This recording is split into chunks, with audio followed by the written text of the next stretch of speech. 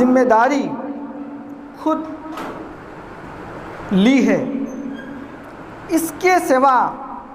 جتنی آسمانی کتابیں اللہ تبارک تعالیٰ نے نازل فرمائیں، ان سب کتابوں کی حفاظت کی ذمہ داری اللہ نے خود نہیں لی، بلکہ اس کی حفاظت کی ضمانت امت کو دی، جس کا نتیجہ یہ ہوا کہ امت گئی تو کتاب گئی، اور وہ ساری کتابیں حوادث زمانہ کا شکار ہو گئیں، اور اس میں طرح طرح سے رد و بدل اور اس میں ترمیمیں ہو چکی۔ لیکن قرآن پاک کا یہ اعزاز ہے، قرآن پاک کی یہ شان امتیازی ہے کہ اللہ تبارک و تعالیٰ نے خود نازل فرمایا، اور نازل فرما کر خود اس کی حفاظت کی ذمہ داری لی۔ انا نحن نزلنا الذکر وانا لہ لحافظون، اور اسی حفاظت کی ایک جھلک کہ اللہ تعالیٰ نے اپنے بندوں میں کچھ ایسے بندوں کا انتخاب ہر زمانے میں فرمایا کہ جن کے سینوں کو پاک کر کے، جن کے سینوں کو صاف ستھرا کر کے اپنے کلام پاک کو ان کے سینے میں محفوظ کر دیا۔ آپ سب کو معلوم ہوگا کہ جناب محمد رسول اللہ صلی اللہ علیہ وسلم کو اللہ تعالیٰ نے امی بنایا، اور جس انسان کے پاس اللہ نے اپنے نبی کو بھیجا، جن بندوں کے پاس اللہ تعالیٰ نے اپنے نبی کو بھیجا، اتفاق کی بات یہ کہ وہ بھی امی، هو الذی بعث فی الامیین، وہ ذات کہ جس نے محمد عربی کو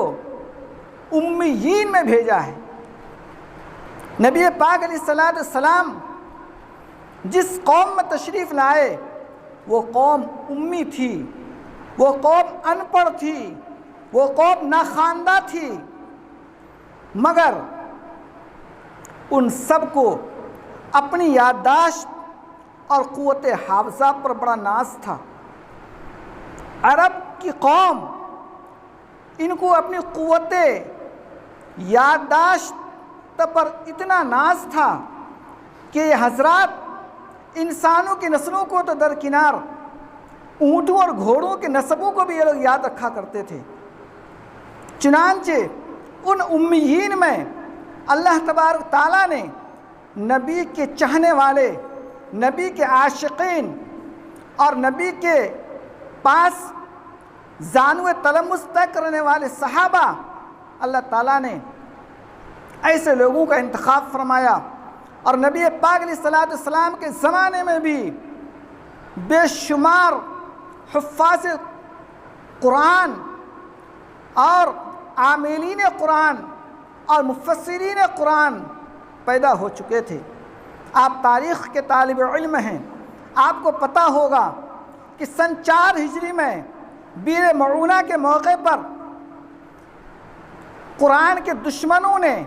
اسلام کے دشمنوں نے 70 چوٹی کے بہترین حافظ قرآن کو شہید کر دیا، اور ایک موقع آیا کہ اس موقع پر انہی لوگوں نے تقریباً 4000 حفاظ کرام کو شہید کر دیا۔ حفاظ کرام شہید ہو گئے، لیکن قرآن سلامت رہا، قرآن محفوظ رہا، اور آج تک محفوظ ہے۔ میرے بھائیوں، میرے بزرگوں، آپ کو یہ بات سن کر حیرت ہوگی کہ آج اسلام دشمن طاقتیں قرآن کریم پر اتنی محنتیں کر رہی ہیں۔ تقریباً 30 ایسی تنظیمیں ہیں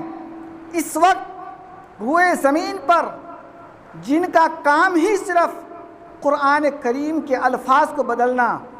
اور اس کے حرکات کو بدلنا۔ ایک چینل چلتا ہے اسلام، اس کا جو ایڈیٹر ہے، اس کے ایڈیٹر کے پاس لوگوں نے یہ شکایت کی اور لوگوں نے بتایا کہ اس وقت کئی تنظیمیں ایسی ہیں جن کا کوئی کام نہیں، صرف ایک ہی کام ہے کہ وہ قرآن کریم کے الفاظ کو بدلتے ہیں اور قرآن کریم کے اعراب کو، ان کے حرکات کو تبدیل کرتے ہیں۔ اس ایڈیٹر نے اپنے چینل میں ببانگ دوہنی اعلان کیا کہ 30 تنظیمیں کیا 30,000 تنظیمیں بھی پیدا ہو جائے اور وہ قرآن کریم کے الفاظ کو اور اس کے حرکات کو بدلنا چاہے تو وہ نہیں بدل سکتی ہے۔ قرآن نہیں بدل سکتا ہے، اس کے الفاظ نہیں بدل سکتا ہے، اس کے حرکات سکنات نہیں بدل سکتے ہیں، اور اس لیے نہیں بدل سکتے ہیں کہ چونکہ اس کی حفاظت کی ذمہ داری خود اللہ تبارک تعالیٰ نے خود لے لی ہے۔ میرے بھائیو، میرے عزیزو، بات بڑی تفصیل کی ہے، وقت کم ہے۔ اس مجلس کے صدر جناب حضرت مولانا فضل الرحمان صاحب دامت برکاتہم ہمارے سامنے میں موجود ہیں، اس لیے میں بس اسی پر اپنی بات کو لپیٹتے ہوئے صرف آپ کو آخر میں یہی کہتا ہوا رخصت ہوتا ہوں کہ جس قوم نے قرآن پاک کو سینے سے لگایا ہے اور قرآن سے اپنی الفت کا اظہار کیا ہے، اپنی محبت کا اظہار کیا ہے اور قرآن پاک کے احکام کو اپنی زندگی میں اتارا ہے، ہر زمانے میں وہ قوم کامیاب ہوئی ہے، ہر زمانے میں اس قوم کو سعادت اور بلندی نصیب ہوئی ہے، وہ قوم سرفرازی سے معمور ہوئی ہے۔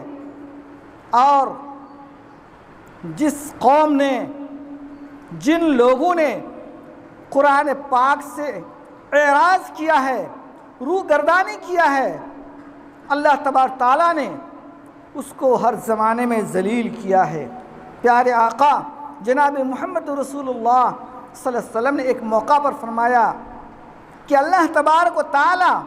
اس قرآن کریم کے ذریعہ سے ایک قوم کو رفعت عطا کرتا ہے، بلندی عطا کرتا ہے، سرفرازی عطا کرتا ہے، اور اسی کلام پاک کے ذریعہ سے دوسری قوم کو اللہ ذلیل اور پستی میں ڈھکیل دیتا ہے۔ تو میرے بھائی، میرے بزرگوں، انسان کی عزت اور مسلمان کی عزت، مسلمان کا مقام، مسلمان کی شان اور قرآن والے کی شان یہ کہ وہ قرآن کو اپنے دل میں بسائے اور قرآن کریم کے احکامات کو اپنی زندگی میں اتارے۔ آپ تاریخ کے طالب علم ہیں، آپ سب جانتے ہیں کہ حضرات صحابہ کو، جو مٹھی بھر صحابہ تھے، روئے زمین کے جس خطے پر پہنچتے تھے، وہاں کے لوگ، وہاں کی سرزمین ان حضرات کی قدم بوسی کیا کرتی تھی۔ کس بنیاد پر؟ صرف 2 چیز کی بنیاد پر۔ ایک تو یہ کہ وہ حامل قرآن تھے، قرآن ان کے سینوں میں تھا، قرآن کے وہ حافظ تھے۔ دوسرا یہ کہ وہ عامل قرآن تھے۔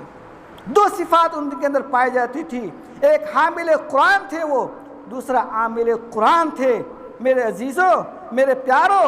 آپ بھی عزت چاہتے ہیں،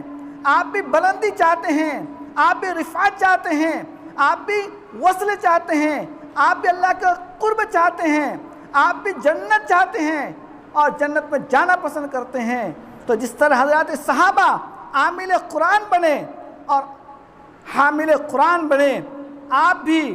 عزم کیجئے اور پکا عزم کیجئے کہ انشاءاللہ ہم اپنی زندگی کی اس قیمتی اوقات کو قرآن پاک کے یاد کرنے میں، حامل قرآن بننے میں اور بننے کے بعد اس پر عمل کرنے میں انشاءاللہ صرف کریں گے۔ جو طالب علم حامل قرآن بنا، اس کی ذمہ داری اور بڑھ جاتی ہے، اور بڑھ جاتی ہے۔ ابھی میرا عزیز حامل قرآن بنا ہے، حافظ قرآن بنا ہے، اب اس کی ذمہ داری اور بڑھ جاتی ہے۔ ابھی تو قرآن کو اس نے سینے میں محفوظ کیا، اب اس کی ذمہ داری ہے کہ جس کلام پاک کو اس نے سینے میں محفوظ کیا ہے، اب یہ اس قرآن پاک کو اپنی عملی جامہ پہنائے۔ اگر حامل قرآن کے ساتھ حافظ قرآن کے ساتھ اگر یہ بچہ عامل قرآن بھی بن جاتا ہے تو اللہ کا وعدہ ہے، نبی کا وعدہ ہے، اور اس مسجد میں کہا جا رہا ہے انشاءاللہ اس بچے کی شان میں اور اضافہ ہوگا،